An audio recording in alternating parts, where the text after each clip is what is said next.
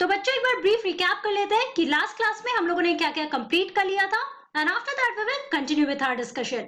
So in our last class we were talking about industry और उसके पहले मैंने आपको सेकेंडरी एक्टिविटीज के बारे में पढ़ाया.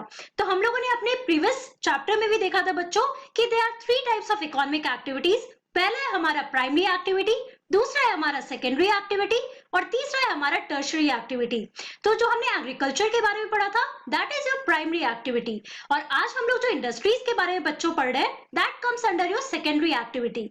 उसके बाद हम लोगों ने देखा कि जो रॉ मटेरियल्स होते हैं और रॉ मटेरियल से जो फिनिश प्रोडक्ट बनता है बच्चों, तो obviously the value and utility of the finish product is more than that of your raw material. और इसका बेस्ट एग्जांपल मैंने दिया था जब हम लोग ने बात किया था अबाउट पेपर कि पेपर बनता कैसे है. तो paper comes from would. Okay, जो वुड पल्प होता है बच्चों उससे वो पेपर बनता है, राइट. तो उसके बाद हम लोगों ने इंडस्ट्री के बारे में पढ़ा. इंडस्ट्री में हम लोगों ने क्या देखा that industry refers to economic activity that is concern with the production of goods, extraction of minerals and also provision of services. जिसमें हमने बेस्ट एग्जांपल देखा कि आयरन एंड स्टील इंडस्ट्री है बच्चों जहां पे प्रोडक्शन ऑफ गुड्स होता है. उसके बाद कोल माइनिंग इंडस्ट्री का एग्जांपल लेते हैं तो वहां पे एक्सट्रैक्शन ऑफ कोल होता है. और थर्ड एग्जांपल हमने लिया था टूरिज्म इंडस्ट्री का that is a service provider. Okay और उसके बाद हमने डिस्कस किया about the classification of industries. Classification of industries में हमने क्या देखा था that industries can be classified on the basis of raw materials, on the basis of size and on the basis of ownership. और आज की class में बच्चों हम लोग इसी डिस्कशन को यहाँ पर कंटिन्यू करने वाले हैं. We are going to understand this classification of industries in detail here. तो सबसे पहले हम लोग बात करने वाले हैं classification of industries on the basis of raw materials जो हमारा पहला पार्ट था. ओके तो अब हम देखते हैं रॉ मटेरियल्स के बेसिस पे कौन कौन से इंपॉर्टेंट इंडस्ट्रीज है. सो इंडस्ट्रीज में बी agro based, mineral based, marine based and forest based depending on the type of raw materials they use. तो बेसिकली बच्चों यहाँ पे हम लोग रॉ मटेरियल्स की बात कर रहे हैं कि डिफरेंट रॉ मटेरियल्स के बेसिस पे डिफरेंट इंडस्ट्रीज होते हैं. तो यहाँ पे आप देखोगे कुछ मेन इंडस्ट्रीज कौन कौन से हैं. तो हमारा पहला है एग्रो बेस्ड इंडस्ट्री, दूसरा है हमारा मिनरल बेस्ड इंडस्ट्री, तीसरा है मरीन बेस्ड और चौथा है फॉरेस्ट बेस्ड. अभी एग्रो बेस्ड में क्या होता है, मिनरल बेस्ड में क्या होता है या बाकी के बारे में हम लोग यहाँ पर डिटेल में डिस्कस करने वाले हैं. So let's talk about agro based industries here. Agro based industries कहने का क्या मतलब है कि लास्ट चैप्टर में आप लोगों ने एग्रीकल्चर के बारे में पढ़ा. यहाँ पे भी आप ये टर्म देख रहे हो that is agro, that is related to agriculture. तो agro based industries it is related to agricultural products. यहाँ पे जैसे हम लोग देखने वाले हैं कि जो एग्रो बेस्ड इंडस्ट्रीज होता है बच्चों they use plants and animal based products as their raw materials. तो एग्रीकल्चर में आप देखो कि जो भी प्रोडक्ट्स, जो भी रॉ मटेरियल्स होते हैं, जो भी प्लांट्स और एनिमल बेस्ड प्रोडक्ट होते हैं बच्चों, उनको रॉ मटेरियल्स के तौर पे यूज किया जाता है. Okay, now food processing, vegetable oil, cotton textile, dairy products and leather industries are examples of agro-based industries. तो for example अगर हम livestock की बात कर रहे हैं तो livestock में आपको पता है goats होते हैं, ships होते हैं, काउज होते हैं, है ना, कैटल्स होते हैं.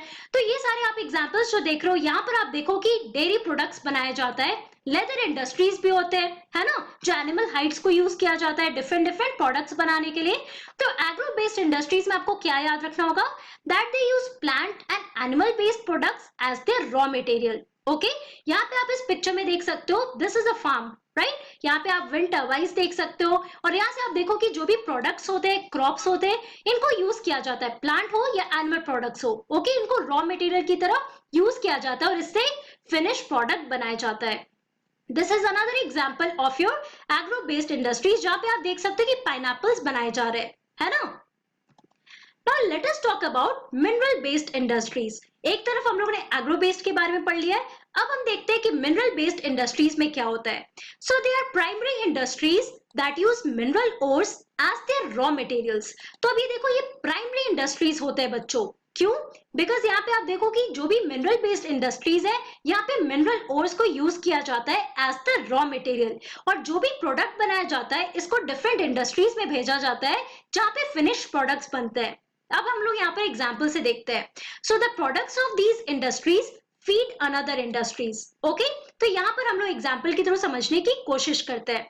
अगर हम लोग आयरन स्टील इंडस्ट्री की बात करते हैं तो यहाँ पर आप देखो that iron made from iron ore is the product of mineral based industry. Okay, तो यहाँ पे आपने क्या पढ़ा था कि प्राइमरी इंडस्ट्रीज होते हैं जहाँ पे मिनरल ओर्स को यूज किया जाता है एज रॉ मटेरियल। तो बेस्ट एग्जांपल आप देखो कि आयरन ओर से क्या मिलता है हमें बच्चों, ऑब्वियसली आयरन मिलेगा, है ना। अब ये आयरन जो है इसको डिफरेंट डिफरेंट इंडस्ट्रीज में भेजा जाता है जहाँ पे फिनिश प्रोडक्ट्स मैन्युफैक्चर किए जाते हैं। यहाँ पे एग्जाम्पल के थ्रू समझते हैं। Now this is used as raw material for the manufacture of a number of other products. अब ये जो आयरन बना है कहाँ से, ये मिनरल बेस्ड इंडस्ट्री में आयरन ओर से आयरन बनाया गया, और इस आयरन को आप देखो कि डिफरेंट इंडस्ट्री में भेजा जा रहा है। तो दिस इज यूज्ड, यानी आयरन को यूज किया जाता है as a raw material for the manufacture of a number of products such as heavy machineries, कि बड़े बड़े मशीन्स को जो बनाए जाते हैं बच्चों उसमें आयरन का यूज होता है। Apart from that building materials में भी आयरन का यूज होता है, एंड ऑल्सो रेलवे कोचेस। अगर आप ट्रेन पे घूमने जो जाते हो बच्चों, तो जो कोच बनते हैं वो किस चीज का बनता है, उसमें आयरन यूज किया जाता है।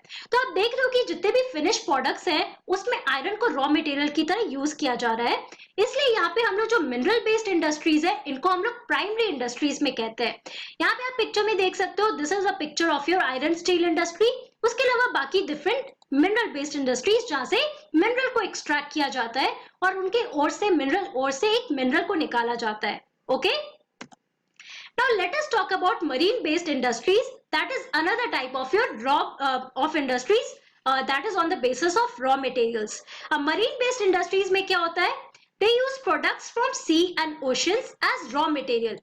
marine की अगर हम बात करें बच्चों तो that is obviously related to water, right? तो यहाँ पे आप देखो कि जो मरीन बेस्ड इंडस्ट्रीज है बच्चों वो क्या करते हैं कि सी और ओशंस के जो भी प्रोडक्ट्स होते हैं उनको रॉ मटेरियल की तरह वो यूज करते हैं और इससे फिनिश प्रोडक्ट्स बनाया जाता है। अब एग्जांपल के लिए इंडस्ट्रीज प्रोसेसिंग सी फूड और manufacturing fish oil are some examples. अब मरीन बेस्ड इंडस्ट्री में बेस्ट एग्जांपल कौन सा है, तो एक हमारा industry that is manufacturing fish oil. Okay, तो ओशंस या सी से आप देखो फिशेस को निकाले जाते हैं और उससे फिश ऑयल बनाया जाता है। Apart from that आप देखो there are some industries that are processing seafood. Obviously आप सी में आपको पता है कि वैरायटी ऑफ फिशेस होते हैं, है ना, एक्वेटिक लाइफ बहुत ज्यादा है, तो डिफरेंट टाइप्स ऑफ फिशेस को निकाला जाता है और उनका प्रोसेसिंग होता है in order to make sea food, right. So ये सारी industries they are concern with marine based industries here.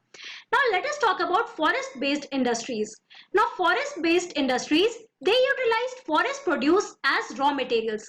अगर हम लोग फॉरेस्ट की बात करें बच्चों तो फॉरेस्ट में आपको बहुत सारे ट्रीज मिलेंगे, राइट। और ट्रीज में आप लोगों को पहले भी पता है कि आप लोगों ने क्लास 7 में पढ़ा है कि फॉरेस्ट या ट्रीज का बहुत ज्यादा यूज होता है ना। तो फॉरेस्ट प्रोड्यूस को आप देखो as a raw material use किया जाता है in forest based industries. For example the industries associated with forest are pulp and paper, जिसके बारे में हम लोग अपने लास्ट सेशन में पढ़े थे।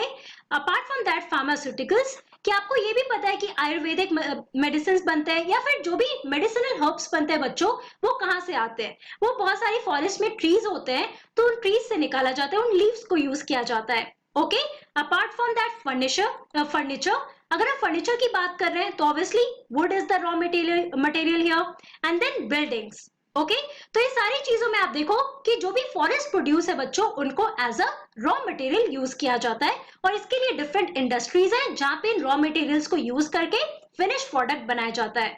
अब यहाँ पे आप इस पिक्चर में देख सकते हो, this is the picture of your marine based industries जो आपको ओशंस और सीज के पास मिलेंगे, जहां पे आप देखो कि नीचे वो लोग ड्रिलिंग करके बहुत सारी चीजों को निकालते हैं। ओके, जो भी आपका प्रोडक्ट्स होता है सीज और ओशंस का। यहाँ पे आप देख सकते हो this is a timber industry जहां पे आप देखो कि वुड को बनाया जा रहा है, that is used for different purposes here. Okay, now let us talk about the classification of industries on the basis of size.